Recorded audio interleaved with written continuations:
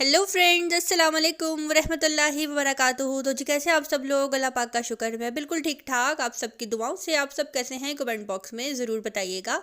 आप सब जहां कहीं भी हैं खैर खैरियत से रहें, कोई भी गम परेशानी बुरा वक्त आप तक ना पहुंच सके, आमीन सुम्मा आमीन।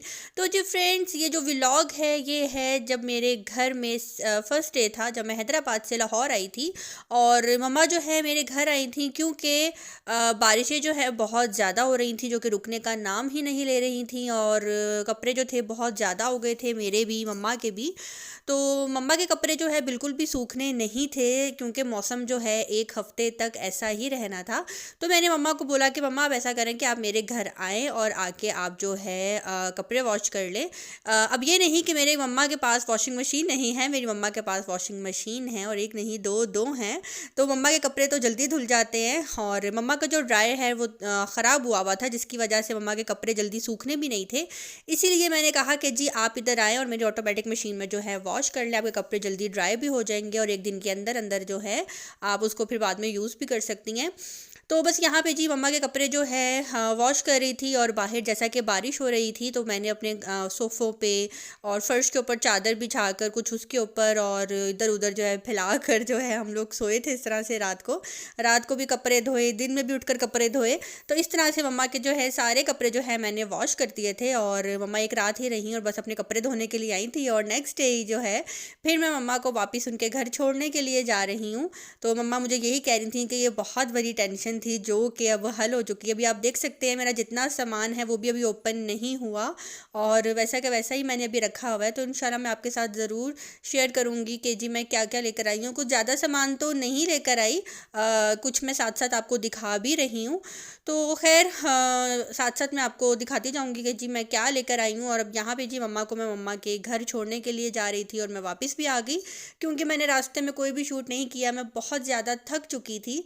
और अब जी यहाँ पे कुछ मेरे कपड़े थे जो कि गीले थे, वो भी मैंने डाले हुए। मम्मा तो अब चली गई हैं और घर में हो गया है सन्नाटा। और जैली को भी जो है मैं ले आई थी। जैली भी बहुत हैरानगी से पूरे घर का जो है मुआयना कर रही है, क्योंकि वो भी 10-12 दिन घर से बाहर रही थी। लेकिन अब ये है कि जैली को थोड़ी बहुत आदत सी हो गई है। और यहाँ पे जी हस्बैंड ने बोला कि चलाओ जी गोलगप्पे खाने चलते हैं।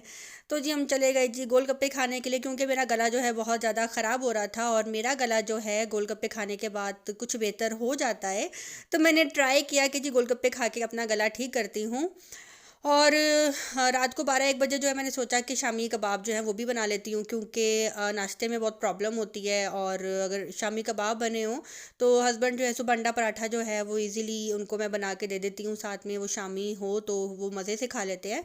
तो बस यहाँ पे सिंपल मैंने दाल को जो है 2-3 घंटे पहले मैंने भिगो के रख दिया हुआ था। एक मैंने प्याज लिया, लहसुन और अदरक की पेस्ट ली। वैसे मैं हमेशा शामी कबाब में अदरक ही डालती हूँ, मैं लहसुन नहीं डालती, लेकिन इस दफ़ा मैंने थोड़ा सा लहसुन भी डाल दिया। और कुछ मसाले घर के हैं, और यहाँ पे जी शामी कबाब का मसाला पैकेट है जो कि मैं यूज़ करूँगी, और ये मैं फ़र्स्ट टाइम यूज़ करने लगी हूँ, वरना हमेशा मैं घर के मसाले ही यूज़ करती हूँ। तो बस जी शामी कबाब कैसे बनते हैं वो आप साथ साथ देखते जाना, क्योंकि बहुत लोग जो है मुझे कह रहे थे कि जी अपनी शामी कबाब की रेसिपी हमारे साथ शेयर करें।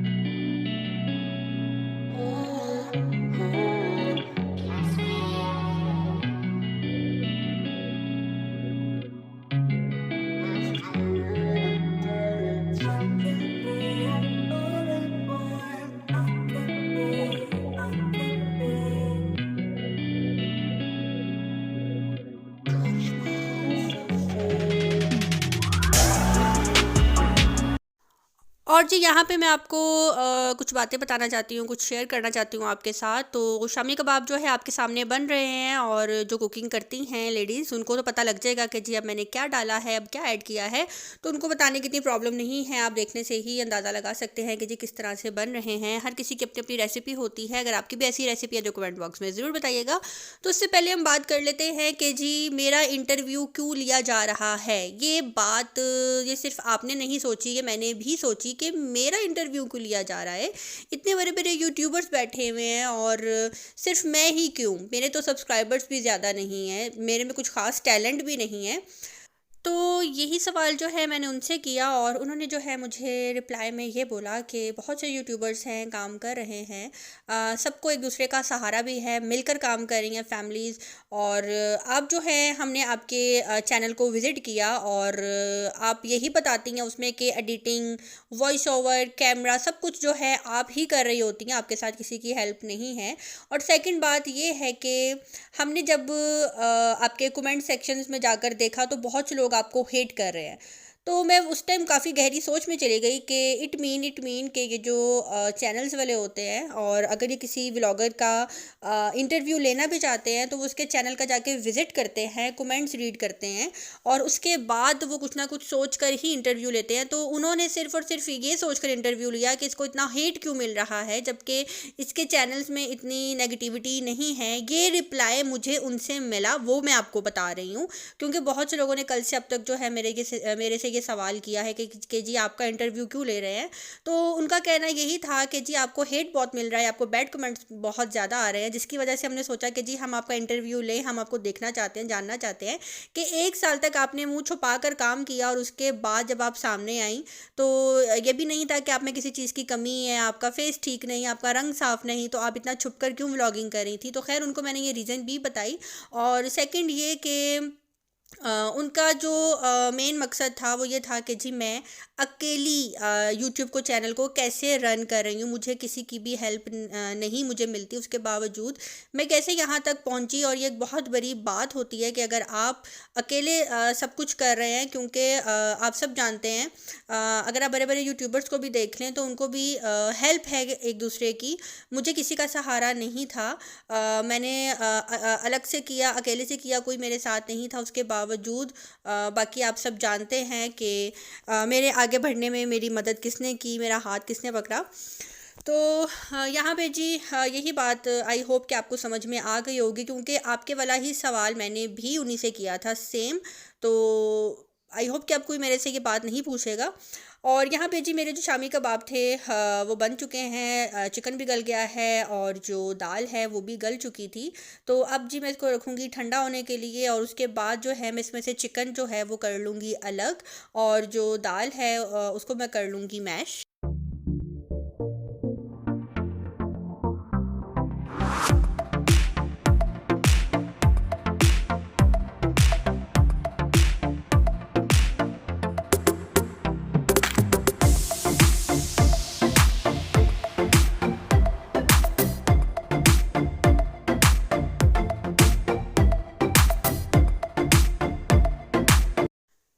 तो जी यहाँ पे शामी कबाब जो है अब मैं करूँगी रेडी। जो चिकन के पीसेस हैं उसके ऊपर से जो मैं चिकन है उसको कर लूँगी अलग और उसको मैं उसको यानी कि पीसेस अलग कर लूँगी, छोटी छोटी बोटियाँ जिसे कहते हैं वो कर लेंगे। और उसके बाद जो है चिकन की जो दाल है उसको मैं मैश कर लूँगी और चिकन को उसके अंदर मैं ऐड कर दूँगी। तो यहाँ पे मैं आप सबको यही मैसेज देना चाहूँगी कि ज़िंदगी में आपको कामयाबी तभी मिलती है अगर आप लोगों के साथ मुखलिस होकर चलें। जब तक आप मुखलिस नहीं हैं लोगों के साथ, अपने आप के साथ, तो आपको कामयाबी मिल ही नहीं सकती। और यूट्यूब पे मैंने आज तक उन्हीं लोगों को कामयाब देखा है जो लोगों की मदद करते हैं, जो लोगों को आगे जाने में रुकावट नहीं डालते और जो एक दूसरे के लिए दिल में नफ़रत नहीं रखते और जो ये नहीं सोचते कि बस मैं ही आगे निकलूँ, उसको तो आगे जाने ही नहीं देना, टांग खींचते रहते हैं।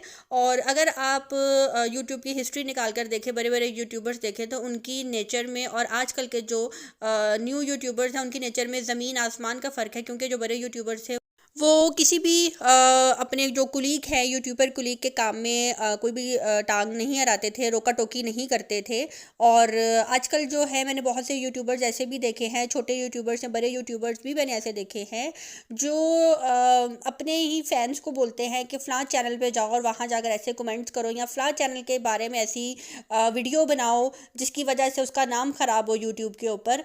तो मेरी आप सबसे रिक्वेस्ट है, आप सबसे रिक्वेस्ट है जितने भी मुझे देख रहे हैं उन सब देखने वालों से कि आप यकीन करें कि हम सब बहुत ज़्यादा मेहनत करते हैं, छोटा हो बड़ा हो, मुझे तो ये वर्ड ही नहीं अच्छा लगता, छोटा यूट्यूबर बड़ा यूट्यूबर, हम सब एक जैसी ही मेहनत करते हैं। और यूट्यूब पे सिर्फ़ और सिर्फ आपकी लक काम करती है। अगर आपको यूट्यूब राज आ गई है तो इसका मतलब है कि आप यूट्यूब पे आंखें बंद करके जैसी भी वीडियो डालोगे उस पर व्यूज़ आएंगे, सब कुछ होगा। और रही बात कंटेंट की, तो आप यकीन करें कि हम सबको कंटेंट की ही तलाश होती है। कंटेंट के बगैर हम अपने यूट्यूब पे काम कर ही नहीं सकते। और मेरा जो है व्लॉगिंग चैनल है, मैंने उसमें कुकिंग भी दिखानी है, डेली रूटीन भी शेयर करनी है, उसमें अपनी शॉपिंग भी दिखानी है, उसमें खाना पीना सब कुछ दिखाना है। तो डेली रूटीन में जो है यही सब कुछ आता है। और बस यही सोचा था कि आज आप सबके साथ थोड़ी बहुत बात की जाए। और यहाँ पे जी थैंक यू सो मच उन सबका कि जिन्होंने मुझे पर्सनली में इतनी ज़्यादा मुबारकबाद दी। और यहाँ पे शामी कबाब जो है बन चुके थे, इनको मैं कर रही हूँ फ्राई। और ये था जी मेरा तरीका शामी कबाब बनाने का। चिकन को जो है मैं इस तरह से ऐड करती हूँ। वैसे तो शामी कबाब ज़्यादातर बीफ के ही अच्छे लगते हैं, बोटी कबाब वो ही ज़्यादा मज़े के बनते हैं, लेकिन मेरे हस्बैंड जो है वो चिकन के शामी कबाब ज़्यादा पसंद करते हैं। तो बस यहाँ पे जी मेरा होता है आज का व्लॉग भी ख़त्म। आज का व्लॉग, आज की रेसिपी आप सबको कैसी लगी कमेंट बॉक्स में ज़रूर बताइएगा। और घर के काम जो हैं आते ही मैंने किए, जिसको मैं शूट नहीं कर सकी क्योंकि 10-12 दिन बाद घर आई थी, घर में था बहुत ज़्यादा काम। और बस मुझे यही था कि वो काम ख़त्म हो और उसके बाद ही मैं अपनी व्लॉगिंग स्टार्ट करूँ। 2-4 दिन मैंने रेस्ट किया और अब से जो है डेली इंशाल्लाह आपको अच्छे अच्छे व्लॉग्स मिलेंगे, पूरी कोशिश करूँगी। आज का व्लॉग कैसा लगा कमेंट बॉक्स में ज़रूर बताइएगा। मिलते हैं बहुत जल्द नेक्स्ट व्लॉग के साथ। अपनी दुआ में रखिएगा याद। अल्लाह हाफिज़।